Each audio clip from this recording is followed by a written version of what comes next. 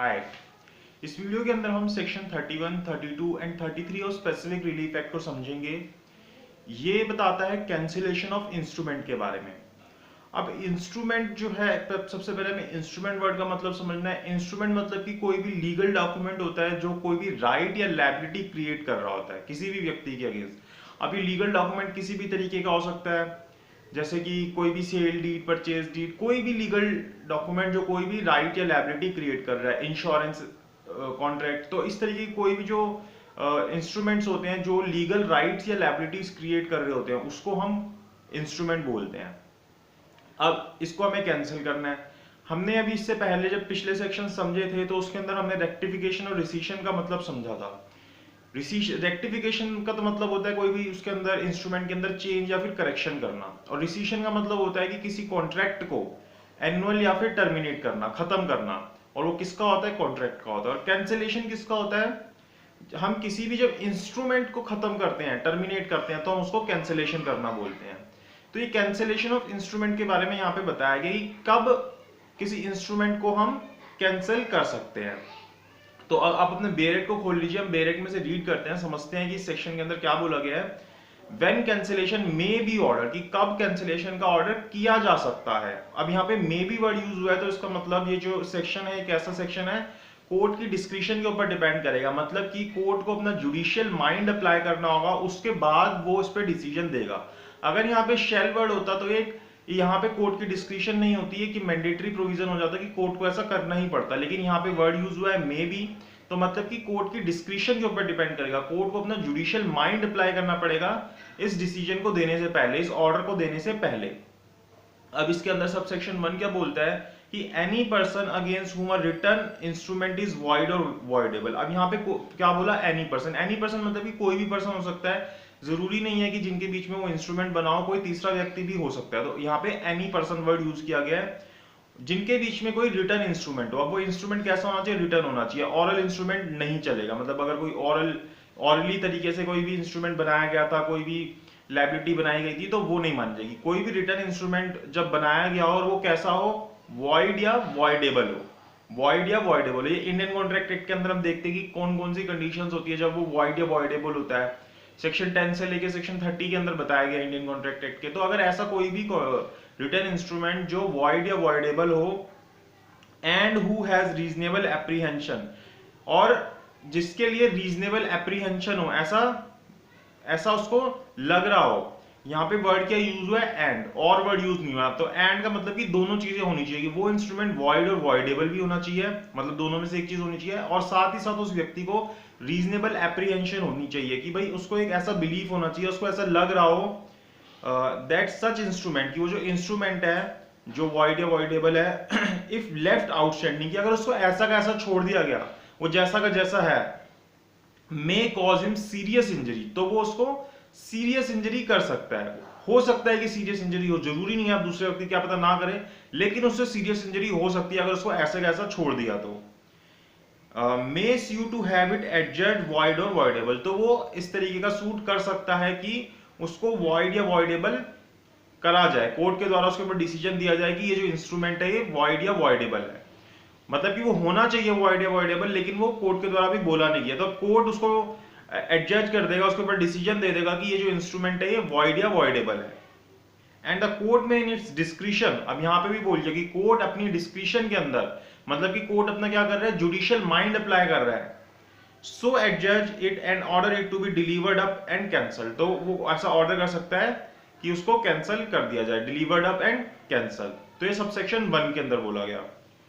फिर सबसेक्शन 2 बोलता है कि if the instrument has been registered under the Indian registration act, अब मान लीजिए उस इंस्ट्रूमेंट को आपने पहले ही इंडियन रजिस्ट्रेशन एक्ट के अंदर रजिस्टर करा लिया, तो ऐसा इंस्ट्रूमेंट जिसको इंडियन रजिस्ट्रेशन एक्ट के अंदर आपने रजिस्टर करा लिया, the court shall also send a copy of its decree to the officer in whose office the instrument has been so registered। तो अब कोर्ट की ये ड्यूटी बनती है, कोर्ट को क्या करना है? अब यहाँ पे वर्ड यूज हुआ है शैल, तो कोर्ट की ये ड्यूटी बनती है, यहाँ पे वो अपनी डिस्क्रिप्शन यूज नहीं करेगा कि उसकी मर्जी है कि वो भेजे या ना भेजे। कोर्ट को क्या करना पड़ेगा कि अगर ऐसा कोई भी डिसीजन आता है कोर्ट के द्वारा, अगर कोर्ट कोई ऐसा डिसीजन देता है जिसके अंदर उसको वॉइड वॉइडेबल डिक्लेयर करता है, मतलब एडजस्ट करता है, तो फिर उसको उसकी कॉपी, अगर वो इंस्ट्रूमेंट इंडियन रजिस्ट्रेशन एक्ट के अंदर रजिस्टर है तो उसकी एक कॉपी किसको भेजनी होगी, उस ऑफिसर के पास भेजनी होगी जिसके पास भी वो रजिस्टर्ड है। And such officer shall note on the copy of the instrument contained in his books the facts of its cancellation। और उस ऑफिसर को जो भी बुक्स हैं जिसके अंदर भी वो रिकॉर्ड करता है कि जहां पे भी वो एंट्रीज करता है वहां पे वो ये एंट्री करेगा कि ये जो इंस्ट्रूमेंट है अब ये कैंसल्ड हो गया, इसको कोर्ट ने कैंसिल कर दिया है, तो वो वहां पे अपने पास ये एंट्री कर लेगा। यहां पे भी देखिए वर्ड क्या यूज हुआ है, सच ऑफिसर शेल। तो मतलब अगर ऐसे ऑफिसर को कोई भी नोटिस आता है, मतलब ऐसी कोई भी कोर्ट की, जब कोर्ट के द्वारा ऐसी चीज भेजी जाती है तो वो उसको करेगा ही करेगा। मतलब यहाँ पे शेल वर्ड यूज हुआ तो यहाँ पे उस ऑफिसर की भी डिस्क्रिप्शन नहीं है, उसको अपनी जो रजिस्टर है जहाँ पे भी वो एंट्री कर रहा था उसके अंदर ऐसी एंट्री करनी ही पड़ेगी कि ये जो इंस्ट्रूमेंट है वो कैंसल्ड हो गया है। तो ये हमने सेक्शन 31 को समझा। अब सेक्शन 32 देखते हैं। ये बोलता है कि when instrument may be partially cancelled. अब पार्शियली मतलब कि पूरे इंस्ट्रूमेंट को कैंसिल नहीं कर रहे हम, उसको एक पार्ट के अंदर कैंसिल कर रहे हैं।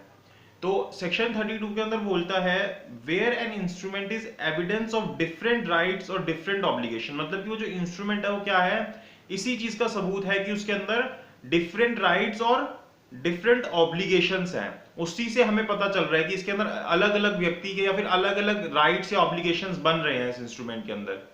तो ऐसे इंस्ट्रूमेंट के अंदर द कोर्ट में इन अ प्रॉपर केस, की कोर्ट एकदम प्रॉपर केस के अंदर कोर्ट क्या कर सकता है। अब यहाँ पे भी वर्ड क्या यूज हुआ है, में, तो मतलब कोर्ट क्या कर रहा है, अपनी डिस्क्रिप्शन को यूज कर रहा है।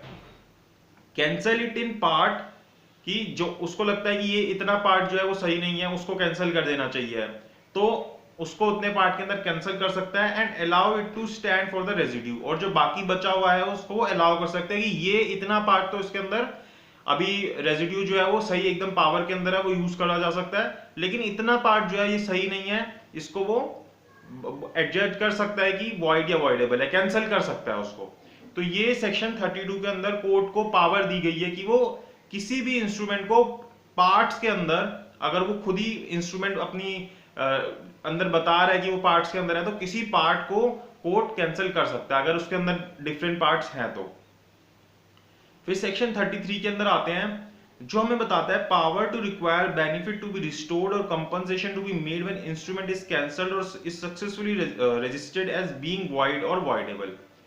क्या बोल रहा है कि जो भी बेनिफिट था उस इंस्ट्रूमेंट के अंदर उसको रीस्टोर किया जाएगा, वापस दिया जाएगा। Power to require benefit to be restored और कंपनसेशन टू बी मेड, या फिर उसके रिगार्डिंग कंपनसेशन मिलेगा when instrument is cancelled, जब भी वो इंस्ट्रूमेंट क्या है कैंसिल होगा, या फिर successfully registered as being void और वॉइडेबल, या फिर सक्सेसफुली उसको रजिस्ट किया जाएगा वॉइड या वॉइडेबल होने से। अब यहाँ पे किस तरीके से वो कंपनसेशन या फिर जो रिलीफ रीस्टोर होगा वो किस तरीके से होगा।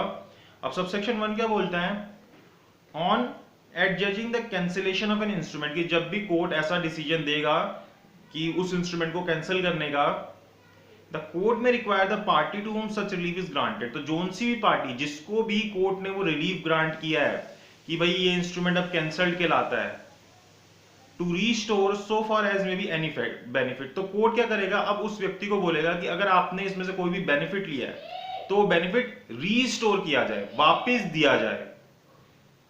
विच he may have receive from the other party, जो भी उसने दूसरी पार्टी से लिया है, अदर पार्टी से जो भी बेनिफिट रिसीव किया वो उसको रीस्टोर करे, वापिस दे दे उसको वो।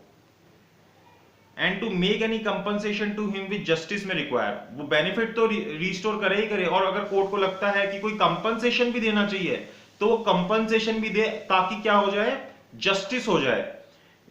हम इसके अंदर कौन सा प्रिंसिपल फॉलो कर रहे होते हैं, इक्विटी का प्रिंसिपल फॉलो कर रहे होते हैं। दोनों में से किसी भी पार्टी के साथ गलत ना हो, इसलिए कोर्ट कहता है कि जो बेनिफिट ड्राइव किया वो तो रिस्टोर हो ही हो, उसके अलावा अगर कोई कंपनसेशन बनता है तो वो कंपनसेशन भी पे किया जाए।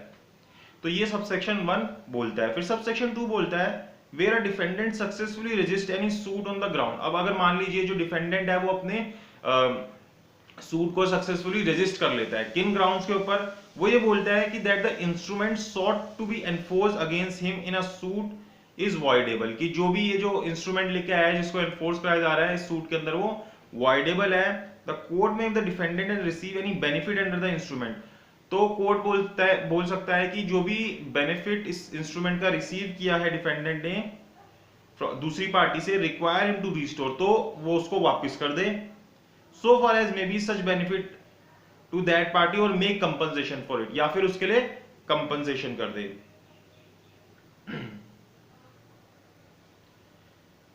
फिर इसके बाद सब क्लॉज बी बोलता है सबसेक्शन 2 का, that the agreement sought to be enforce against him in a suit is void. अब पहले क्या बोला था कि वो वॉइडेबल है, तो उसके अंदर की रीस्टोर कर दे या फिर उसका जो कंपनसेशन है वो पे कर दे। अब बोलते हैं कि अगर वो जो इंस्ट्रूमेंट है वो क्या है, वॉइड है, by reason of is not having been competent to contract under section 11 of the Indian contract. किस रीजन की वजह से?